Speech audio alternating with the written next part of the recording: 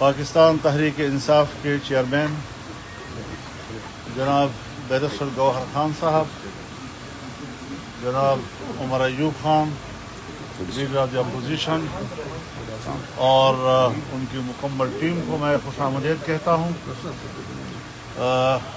आप सब जानते हैं कि मुजव्वज़ा आईनी तरमीम जो एक 2-3 हफ्तों से ज़ेर बहस है, उस पर मुशावरत का अमल जारी है और हमने पूरी फराख दिली के साथ हुकूमत के साथ मुज़ाकरात किए। पास आया था, हमने यकसर उसे मुस्तरद कर दिया था।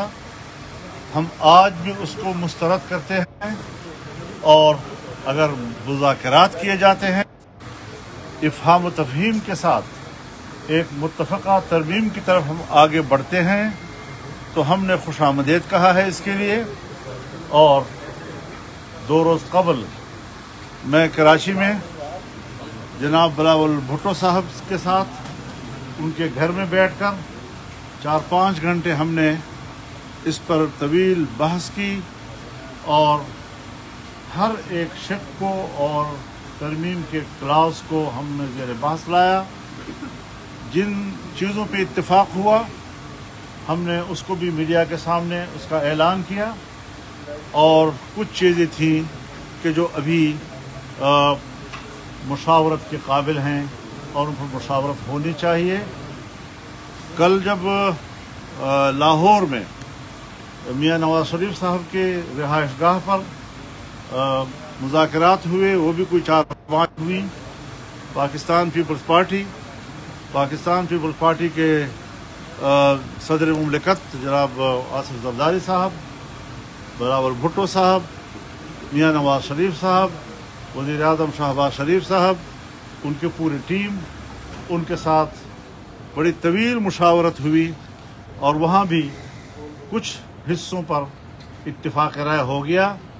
कुछ चीज़ें अभी भी इस काबिल थी कि मज़ीद मुशावरत जारी रखी जाए, और मैंने ये भी कहा था कि वहाँ पर हम उन मुतनाज़ा शिकों पर भी मुफाहमत के करीब हैं, तकरीबन हम करीब पहुँच चुके हैं। आज हमारी मीटिंग पाकिस्तान तहरीक इंसाफ के साथ थी। उनके क़यादत यहाँ तशरीफ़ लाई।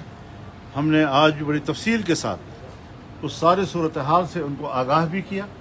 यह अपोजिशन की बड़ी जमात है और बड़ी जमात को इतने बड़े एक आईनी तरमीम के मराहिल से लाताल्लुक़ नहीं रखा जा सकता। हमने हमेशा कोशिश की है और आज तक जहां बहुत सी चीज़ें उस तरमीम को किसी हतमी शक्ल देने में रुकावट रही है, एक बात ये भी रही है कि ये मुत्तफ़क़ा होना चाहिए और उसमें सिर्फ JUI को नहीं बल्कि पूरे अपोजिशन को ऑन बोर्ड लिया जाए और उस हवाले से इसको मुत्तफ़क़ा एक तरमीम तक हम ले जाएं। मैंने इनके रवैये को देखा, इंतहाई मुस्बत रवैया रहा है इस तरमीम के बारे में, और माकूल चीज़ों को जो काबिल कबूल हो सकती हैं, कोई उनका मुआनदाना रवैया नहीं है। उन चीज़ों को कबूल किया जा सकता है, आज भी कबूल किया गया है, और कुछ चीज़ें जो अभी मुहताज मुशावरत हैं उस पर मुशावरत के लिए तय हुआ है कि ये मुशावरत कल भी हमारी जारी रहेगी। मैं यही बात हुकूमत से भी कहना चाहता हूँ, प्राइम मिनिस्टर से भी कहना चाहता हूँ, पीपल्स पार्टी से भी कहना चाहता हूँ कि जो खुसूसी कमेटी बनाई गई है और जिसमें तमाम पार्टियों की नुमाइंदगी है, इसमें मज़ीद नुमाइंदगी बढ़ाई जाए। इसमें bar council, Pakistan bar council के नुमाइंदा भी होना चाहिए। इसमें सुप्रीम कोर्ट बार एसोसिएशन का नुमाइंदा भी होना चाहिए, या उसके लिए एक अलग सा मैकेनिज्म बन सकता है। लेकिन वो चूँकि स्टेक होल्डर्स हैं, उनको नज़रअंदाज नहीं किया जा सकता। कमेटी में तमाम पार्टियों के जो ड्राफ्ट्स हैं उन पर खुली डिबेट की जाए ताकि हम एक इत्तिफाक राय तक पहुंच सकें। लेकिन एक बात जो हम मुसलसल मुफाहमत के जज्बे से कहते चले आ रहे हैं। हमें कुछ ऐसी रिपोर्ट्स मिल रही हैं कि जैसे हमारी मुफाहमत के रवैये को हुकूमत जो है वो उसको आसान नहीं ले रही।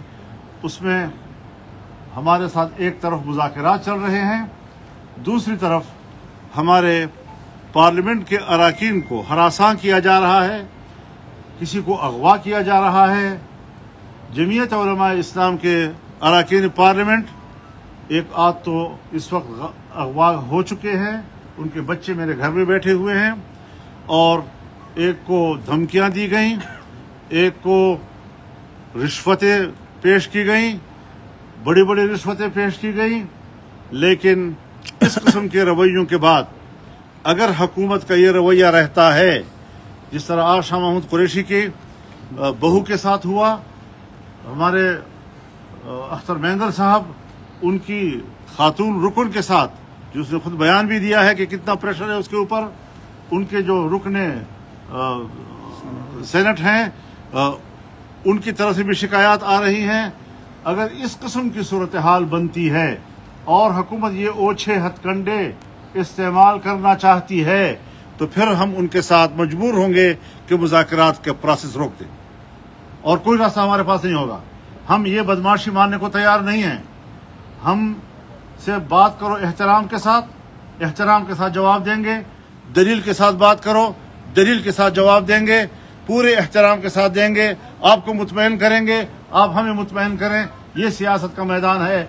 लेकिन जो हरकतें आप कर रहे हैं, पाकिस्तान की तारीख में भी हमने ये कबूल नहीं की, आज भी इसको कबूल नहीं किया जा सकता।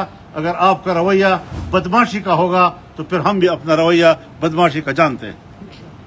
तो इस तरीके से आसान नहीं है कि आप इस किस्म के हमारे साथ खिलवाड़ करते रहें, हमारे खुलूस का मजाक उड़ाते रहें, हमारे नेकनियती का मजाक उड़ाते रहें, हमारी संजीदगी का मजाक उड़ाते रहें। ये नहीं चलेगा। हम वाज़ेह तौर पर उन्हें कहते हैं कि हम सुबह तक इन तमाम सूरत हाल को तब्दील देखना चाहते हैं, और अगर तब्दील नहीं किया गया तो हम कल इससे सख्त फैसला भी दे सकते हैं। बिस्मिल्लाहिर्रहमानिर्रहीम।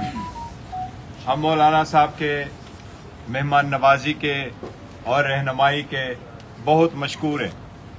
हम बड़े दिल के साथ और ओपन हार्टेडली मौलाना साहब के साथ इस गुफ्त शनीद में हम शरीक हुए थे। पहले दिन से हमने मौलाना साहब को ये कमिट कर लिया था कि जिस तरीके से इस जो तरामीम होने जा रही है, आपके साथ मिलके आपके रहनुमाई में जैसे जाएंगे, हम कोशिश करेंगे कि जो प्रपोजल आप आगे सबमिट करेंगे, हम as opposition party, the largest opposition party, आप ही के ड्रॉप के साथ आगे मिलकर के हम बढ़े।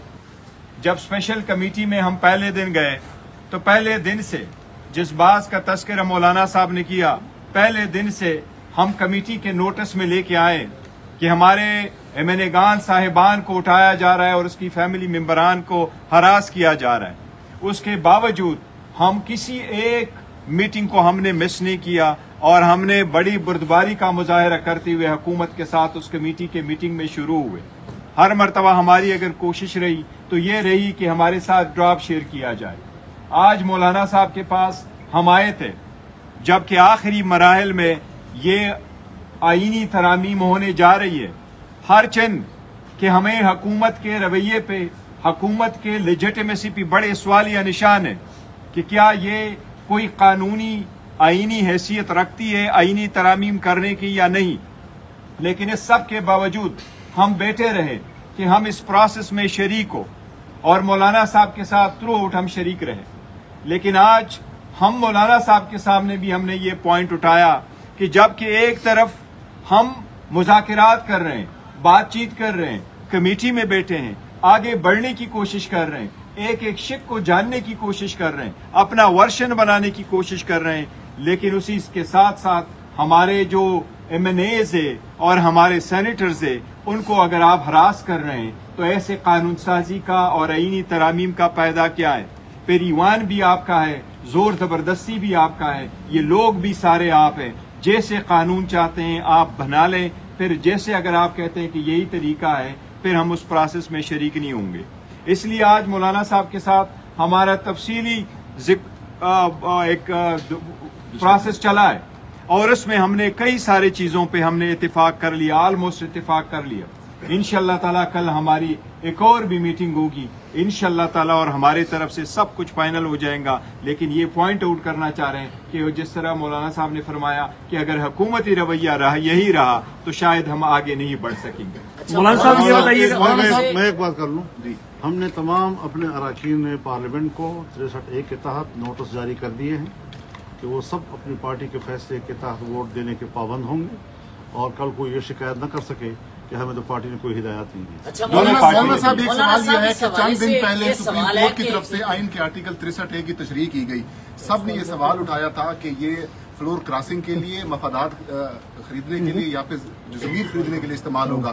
آپ کیا سمجھتے ہیں کہ آج جو کچھ ہو رہا ہے اراکین پارلیمنٹ کے ساتھ، اس کے ذمہ دار چیف جسٹس قاضی فائزی صاحب ہیں؟ دیکھیے، ایک تو ہے اس کا اصولی پہلو، ایک ہے کہ اس کو استعمال کیسے کیا جا رہا ہے. ظاہر ہے کہ جس وقت 63A میں تبدیلی کی گئی تھی تو وہ ہم نے اس کو بھی اس وقت غلط کہا تھا، اور یہ کہ بالکل سرے سے وہ پتہ نہیں ووٹ گنا ہی نہیں جائے گا وغیرہ وغیرہ.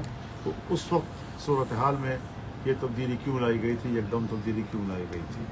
آج ایک ایسے وقت میں تبدیلی لائی گئی ہے کہ پھر ایک حکومت کو اس کا فائدہ اٹھانے کے لیے تو یہ اصول کے تحت یہ اقدامات ہونے چاہیے، ملکی اور قومی ضرورت کے تحت یہ اقدامات ہونے چاہیے، نہیں یہ کہ آپ موروثی ضرورت کے تحت اس قسم کے ترامیم کرتے ہیں. ترمیم کے پیچھے کن کا ہاتھ ہے ترمیم کے پیچھے کہ اس وقت ترمیم اہمیت کے حامل سمجھے جا رہے ہیں؟ یہ اتنی بڑی اہم ترمیم ہے کہ جس کے پیچھے ایک بڑا اہم آدمی ہے اور اس کا نام ہے